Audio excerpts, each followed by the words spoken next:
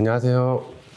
다월 자산운용에서 IPO 펀드를 운영하고 있는 장희준 이사입니다. 저희 회사는 공모주 하이힐드 펀드 그리고 코스닥 벤처 펀드 포함해서 IPO 관련 펀드 한 1.2조 원 정도를 운영하고 있습니다. 국내 운용사 중에서는 가장 큰 규모입니다. 그럼 이제 IPO 시장 동향 및 전망과 그리고 공모주 투자 매력도에 대해서 기관 투자자 입장에서 좀 말씀을 드리겠습니다. 다만 이는 IPO 펀드를 운영하고 있는 제 개인적인 의견이 많이 들어가 있다는 점 좀 미리 말씀을 드립니다. 작년 IPO 시장 리뷰부터 좀 드릴 텐데요. 앞서 1세션에서 자세히 좀 말씀을 해주셨는데 작년에는 이제 IPO 기업 수나 공모 금액 측면에서 원래 예상했던 것보다는 많이 축소가 됐습니다. 작년 하반기 때 상장 철회하는 기업들이 좀 다수 발생하면서 그런 거고요. 다만 공모 금액 규모 추이를 보시면 22년도 LG에너지 솔루션을 제외하면 한 3.3조 원 정도 수준이었고요. 또 23년도에 3.9조 원, 또 24년도에 4.3조 원으로 해서 매년 소폭이나마 좀 늘어나는 것을 이제 보실 수 있습니다. 그리고 25년도는 이제 기관들마다 전망하시는 수치가 좀 다르긴 한데 그래도 이제 중대형 IPO 기업들이 늘어나면서 9조 원 정도까지 좀 늘어날 수 있지 않을까 좀 많이 기대를 하면 그렇게 기대를 하고 있습니다. 연초부터 LG CNS, 그다음 서울보증보험 이런 기업들이 IPO를 했는데 두 기업만 해도 한 1.2조 원 정도 되는 것 같고요. 그다음에 최근에 지금 DN솔루션즈가 지금 기간 수요 예측 진행 중인데 이 기업도 이제 공모 금액이 1조 원 수준이라 대형 IPO입니다. 그럼 IPO 기업들의 수익률을 좀 말씀드릴 텐데요. 여기 보시는 차트는 연간 신규 상장 기업들의 단순 평균 주가 수익률입니다. 파란색 선은 이제 상장 후 3개월 수익률이고, 그 다음에 빨간색 선은 상장 후 연말 수익률입니다. 2024년 작년은 이제 IPO 기업들의 상장 이후 3개월 수익률, 그 다음에 연말 주가 수익률이 모두 이제 마이너스를 기록을 하면서 2008년 금융위기 이후에 16년 만에 이제 처음으로 두 구간이 다 마이너스인 부진한 수익률을 기록한 해인데요. 작년 한국 주식시장이 좀 상대적으로 좀 부진하긴 했습니다. 글로벌 주식시장에서. 그렇다고 근데 2008년 금융위기만큼은 아니었고요. 그렇다고 IPO 시장이 좀 부진했냐, 그것도 아닙니다. 뒤에 말씀드리겠지만 작년 3분기까지는 거의 과열을 나타낼 만큼 호황을 보였습니다. 그런데도 불구하고 이제 IPO 기업들의 중기 이상 수익률이 부진했다는 거는 공모가가 너무 높게 형성이 됐고, 그 이후로 이제 상장 이후에는 주가가 하락하면서 이제 결국은 공모가를 하회한 기업들이 다수 발생했다는 얘기입니다. 그 관련해서 이 장표를 보시면 좀 더 확연히 보실 수 있는데요. 여기 보시는 차트는 이제 파란색 바가 상장 당일 종가 수익률이고요. 그 다음에 빨간색 바가 2주 수익률, 그 다음에 녹색 바가 1개월 수익률입니다. 보시듯이 2020년도는 상장 당일 종가 수익률보다 2주 수익률, 1개월 수익률이 더 높았습니다. 결국 이게 상장 이후에 주가가 더 올라갔다는 얘기죠.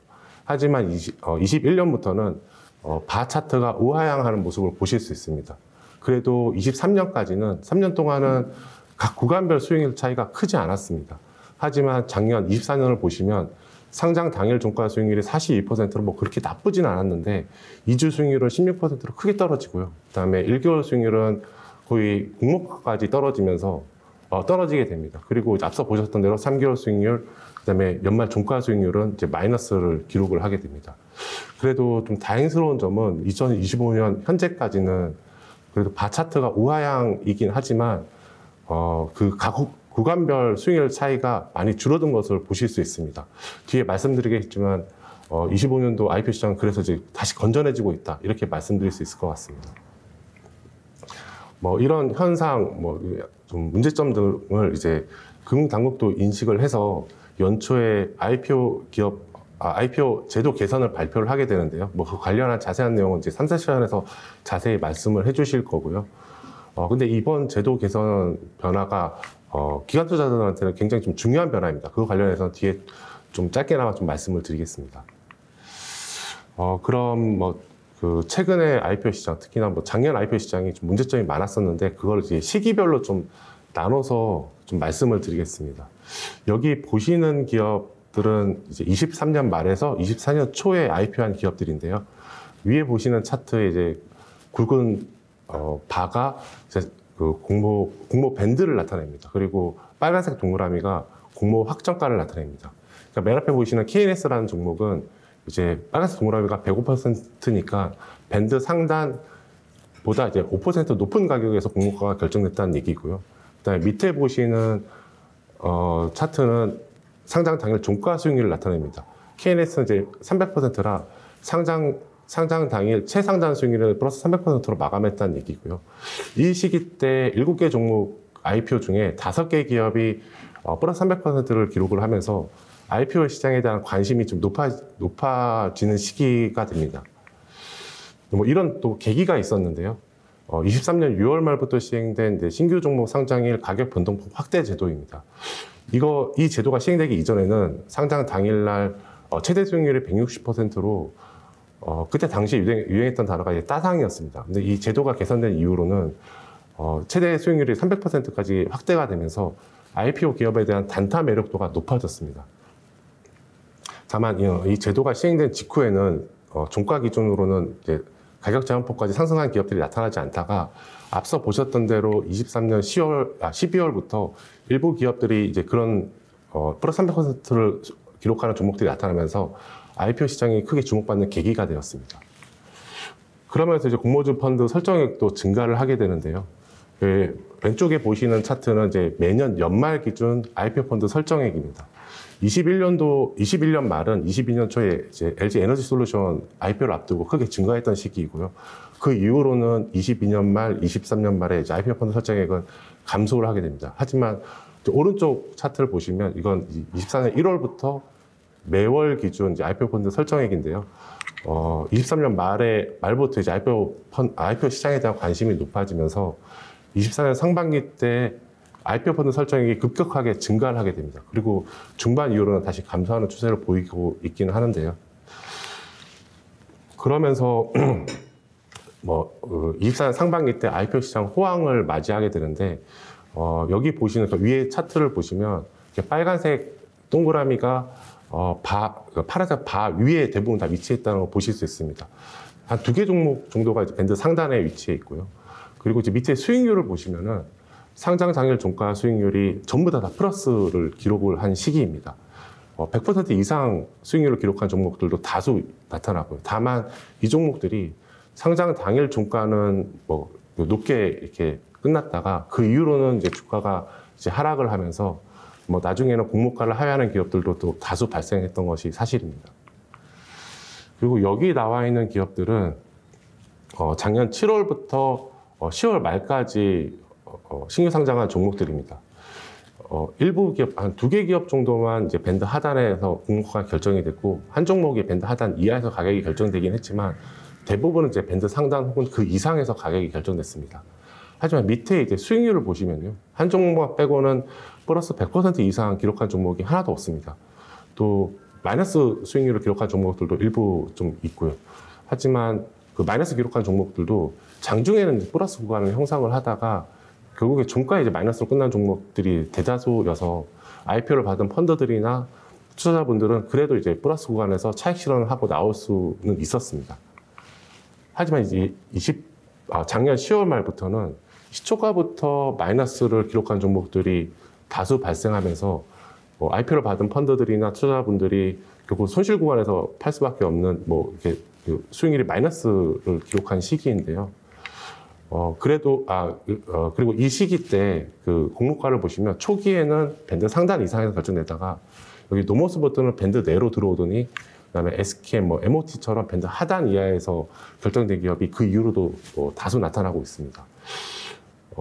중간에 이제 위츠나 벡트 같은 종목들이 좀 플러스 수익률, 오랜만에 이제 플러스 수익률을 좀 기록하기도 했지만 그 이후로 이제 플러스 수익률을 기록한 종목들은 공모가가 밴드 하단 이하에서 가격이 결정되다 보니까 가격 메리트가 발생하면서 그나마 이제 플러스 수익률을 기록을 할 수 있었던 종목들입니다. 제가 이렇게 이제 작년 IPO 시장에 대해서 좀 시기별로 좀 구분해가지고 자세히 말씀드렸는데요.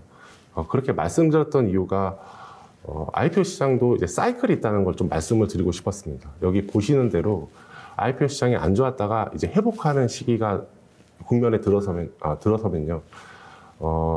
이때 IPO로 이제 올라오는 기업들은 시장이 부진할 때 상장 승인을 받았던 기업들이라 전반적으로 비싸지 않은 공모밴드를 형성을 하고요.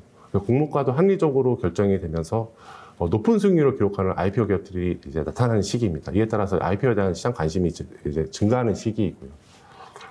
그러다가 이제 IPO 시장 화랑이 찾아오게 되는데 뭐 이때도 아직은 이제 IPO 시장이 부진할 때 상장 승인을 받았던 기업들이 IPO로 올라와서 비싸지 않은 공모밴드를 형성을 하고 또 IPO에서 높은 수익률을 형성을 합니다. 그러면서 IPO 펀드들이 수탁고가 증가하는 시기이고요. 다만 이 시기 때 이제 일부 과열 조짐도 나타나는데요. 과거에는 허수 청약으로 이제 경쟁률이 높았다면 23년 중반부터는 허수 청약이 금지가 되면서 이번에는 공모가 밴드 이상으로 수요예측 참여하는 형태로 나타났습니다. 그러다 보니까 앞서 보셨던 대로 공모밴드 이상에서 공모가가 결정되는 기업들이 다수 나타났던 거죠. 그리고 이제 IPO 시장 과열이 찾아오는데요. 이때 IPO로 올라오는 기업들은 IPO 시장이 회복이 되거나 화랑될 때 이제 상장 승인을 받았던 기업들이라 전반적으로 비싼 공모밴드를 형성을 하고 공모가도 높게 결정되는 특징이 있습니다. 그러다 보니까 이제 IPO 수익률은 둔화되고 또 일부 기업들은 상장 첫날 마이너스 수익률을 기록하는 종목들이 발생을 하게 됩니다. 그래도 전반적으로 이제 플러스 수익률을 기록하는 이상 기관들의 수요 예측 참여와 과열은 이제 지속되는 시기이고요.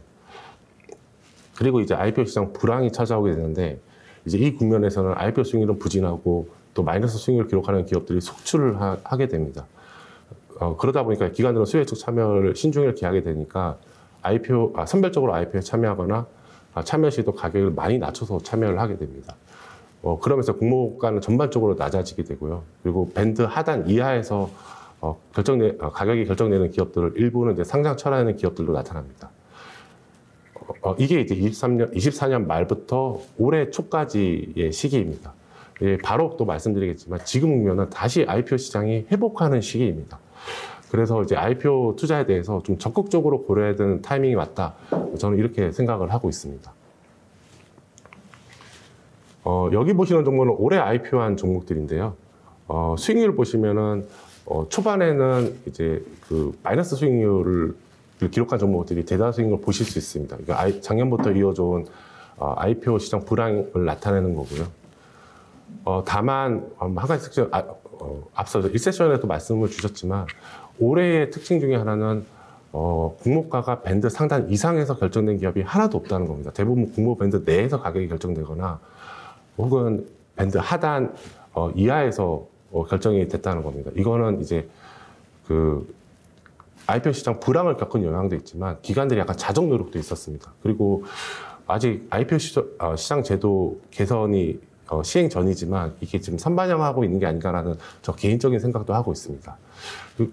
그리고 이제 수익률을 보시면 여기 오름테라피부터는 이제 플러스 수익률을 이제 보이고 있는데 그 이후로는 대부분 플러스 수익률을 보이고 있습니다. IPO 시장이 이제 회복을 보이고 있다 이렇게 말씀드릴 수 있을 것 같습니다.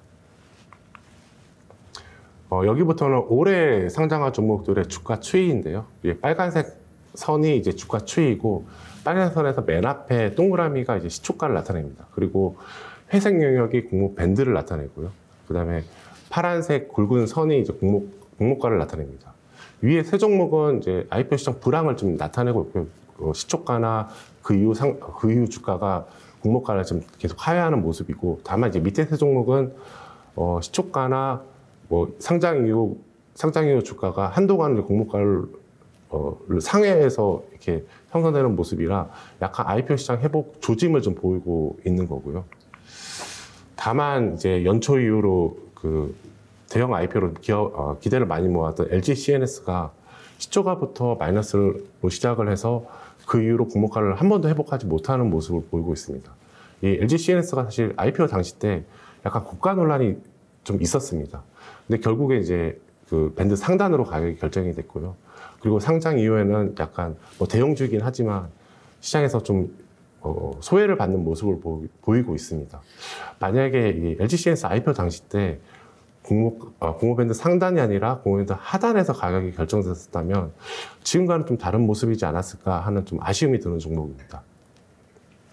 그리고 밑에 이제 오름테라피틱부터는 확실히 시초가나 향후 그 상장 이후 주가가 공모가를 좀 넘어서는 모습이라 좀 회복하는 모습을 보이고 있고, 여기 보시는 이제 기업들은 뭐 확연히 이제 IPO 시장이 회복했다라는 걸 확인하실 수 있는 그런 차트 흐름입니다.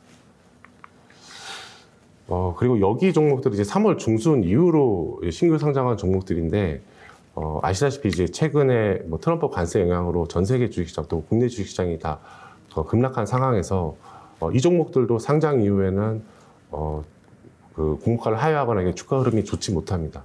다만 그래도 IPO 시장이 회복했다는 것을 나타내는 게 다 시초가들이 공모가를 넘어서서 출발했다는 겁니다. 만약에 IPO 시장이 안 좋았다 그러면 이미 시초가부터 공모가를 하회해서 출발했을 텐데, 그래도 IPO 시장 회복 국면에 들어서다 보니까 이 종목들이 공모가를 넘어서 시초가를 형성했다는 게 IPO 시장 회복을 보여주는 것 같고요. 그리고 뭐 여기 한택이나 뭐 TXR 로보틱스는 상장 이후에도 좋은 주가 흐름을 보이고 있습니다. 그리고 올해 또 IPO 시장의 또 큰 특징 중에 하나는 연초부터 IPO 제도전 기업들이 많았다는 겁니다. 이 기업들이 이전에 IPO에 도전했다가 실패했을 당시보다 공모 희망가를 낮추거나 아니면 신주 공모 규모를 낮추면서 기업 가치, 즉 시가총액을 예전보다 낮게 올라오면서 여기 보시는 이제 기업 리스트 중에 미트박스만 빼고는 다 모두 흥행에 성공했다는 겁니다. 그리고 특히나 이 IPO 제도전 기업들이 여기 테이블의 최고가를 보시면요, 상장 이후 최고가가 이전 공모 희망가 수준 혹은 그 이상까지 올라갔다는 특징이 있습니다. 이 얘기는 주관사나 IPO 기업들이 원래 고려하셨던 기업 가치가 있지만 그것보다 할인해서 IPO를 하면 IPO도 성공할 수 있고 상장 이후에도 원래 희망하셨던 기업 가치보다 올라간다는 것을 보여주는 사례라고 생각을 합니다. 따라서 이제 향후에 이제 IPO를 준비하시는 기업들은 원래 희망하시는 기업 가치로 이제 IPO를 하셔서 혹시나 IPO에 실패하시거나 그 이후에 상장 이후에 뭐 시장에서 소외를 받는 것보다는 조금 할인하셔서 IPO를 하시면 IPO도 성공할 수 있고, 그리고 그 상장 이후에도 시장에 관심을 받으면서 애초에 생각하셨던 기업 가치까지는 올라간다는 것을 좀 알아주셨으면 좋겠습니다. 여기 이제 IPO 제도 개선에 따른 영향인데요. 뭐 관련해서 선세션에서 자세히 말씀 주실 텐데, 기관 투자자 입장에서 가장 중요한 부분은 이제 세 꼭지 중에서 기관 투자자 의무 보유 확약 확대입니다. 이거 관련해서 조금 말씀을 드리면요. 이 제도가 개선되기 이전, 현재까지는 IPO 펀드의 주요 전략이 뭐 정책 펀드라고 하면 공모주 하이힐드 펀드, 코스닥 벤처 펀드를 얘기하는데, 정책 펀드든 일반 펀드든 유망 중대형주를 제외하고는 대부분 이제 미확약으로 참여를 해서요. 상장 첫날 주가가 급등하면 그때 매도해서 차익 실현해가지고 나오는 것이 일반적인 전략이었습니다. 그러다 보니까 참여 가격보다는 물량 배정이 더 중요했고요. 혹시나 참여 가격을 공모가보다 낮게 쓰게 되면 물량 배정을 받지 못하니까 그런 리스크를 최소화하기 위해서 원래 적정 가격 대비 높은 가격에 참여하는 것이 일반적이었습니다. 그러다 보니까 이제 앞서 보셨던 대로 공모가가 다 높게 형성이 됐었고요. 어차피 상장 첫날 다 팔고 나오면 되니까 가격보다는 물량을 받냐 못 받느냐가 더 중요했었던 거죠. 하지만 이제 IPO 제도 개선 이후 이게 본격적으로 시행이 되고 나면 일단 정책 펀드는 참여 종목 대부분을 15일 이상 확약을 걸고 참여를 하게 됩니다. 그러면 상장 첫날 매도를 하지 못하고요. 그리고 이제 확약이 끝나는 매도 가능 시점에 주가가 공모가보다 높냐 낮냐가 중요한데, 그러려면은 참여 가격 자체를 낮게 써야 됩니다. 이 요인으로 인해서 이제 전반적으로 공모가는 좀 낮아지는 효과가 발생하게 될 거고요. 그다음에 정책 펀드 외 펀드, 그러니까 일반 펀드들이 더 유리한 거 아니냐. 뭐 어차피 얘들은 확약을 걸지 않고 참여를 할 거고, 그다음에 확약 비중이 늘어나면 상장 첫날 매도 물량이 감소하면서 상장 첫날 이상 급등 현상이 더 심해지고 이때 그냥 팔고 나면 되는 거 아니냐, 이런 뭐 의견도 있으시지만, 하지만 이제 확약을 거는 펀드들이 많아지면서 확약을 걸지 않는 펀드들의 배정 물량은 크게 감소할 거로 보고 있습니다. 그래서 일반 펀드들은 PQ 관점에서 미확약으로 적은 물량을 높은 가격에 매도할지 아니면 확약을 걸고 더 많은 배정 물량을 받을지에 대해서 고민을 할 거고, 제 생각에는 P보다는 Q가 더 중요할 거로 다들 판단을 하셔서 Q가 더 중요하다고 판단하면 일반 펀드들도 확약을 걸고 낮은 가격으로 참여를 하게 돼서 아마 공모가를 또 낮추는 요인이 될 거로 기대를 하고 있습니다. 이렇게 전반적으로 이제 공모가가 낮아지는 중에 그러면 이제 어느 펀드가 기업을 잘 분석해서 참여 여부 및 참여 가격을 잘 결정하는지가 중요할 거고요. 특히 최소 의무 보유 확약 기간이 15일이지만 뭐 기업들마다 확약을 15일, 1개월, 3개월, 6개월까지 걸 수 있어서 또 확약 기간에 따라서 가점이 달라지기 때문에 뭐 어느 펀드가 어떤 확약을 걸어서 얼마나 뱉는지에 따라서 펀드별 수익률 차별화가 뭐 심하게 나타날 거로 예상을 하고 있습니다. IPO 기업들 입장에서는 매력도에 따라서 확약 비중, 공모가 차별화가 더 크게 나타날 거고요. 특히나 확약 비중이 크면 최소한 확약 기간 동안은 시장에서 기관들의 관심을 더 받을 수 있다는 측면에서 긍정적으로 보고 있고요. 그리고 기관 입장에서는 말씀드렸던 대로 얼마나 확약을 걸어서 물량을 잘 배정받는지에 따라서 펀드별 수익률 차별화가 나타날 전망입니다. 따라서 IPO 기업에 대한 분석 능력이 있는 운용사와 아닌 운용사가 차별화가 나타날 것으로 전망을 하고 있습니다.